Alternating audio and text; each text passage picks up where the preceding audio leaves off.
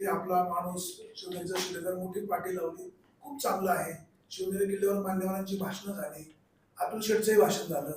थोडस किरकोळ किरकिर झाली. अशा त्यांना भाषणाची संधी नाही मिळाली. नाही, तसं पाहिजे तर भाषणाची संधी कोणालाच नाही मिळाली पाहिजे. उत्सव समितीचा अध्यक्ष येतो मग 5 वर्षामध्ये अतुल बेनकेने आपल्याला कधी संधी दिली नाही.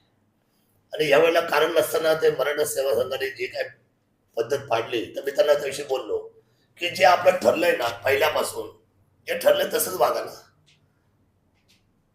कशाला का शेवटी अतुल बेनकेला सुद्धा शोधायचं असेल, त्यांचे काही प्रश्न त्यांनी शरदाच्या कानावर घालावे, असे त्यांचे काही प्रश्न असतील शरद सर्वांच्या कानावर घालावे. आपण एकत्रच एक ना सगळे. शिवजयंतीला कशाला राजकीय बेड्या पाहिजे? राष्ट्रवादी बोलले पाहिजे का, भाजप बोलले पाहिजे का, काँग्रेस बोलले पाहिजे का, रासपा बोलले पाहिजे का?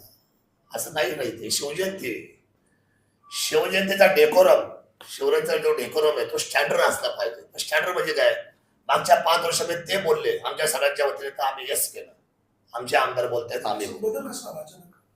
आता त्याची माहिती मी घेतलेली, विचारलेली आहे, पण त्यांनी सुद्धा माफी मागितलेली, म्हटले की चूक झाली आमची यावेळी. हे होता कामा नये ना.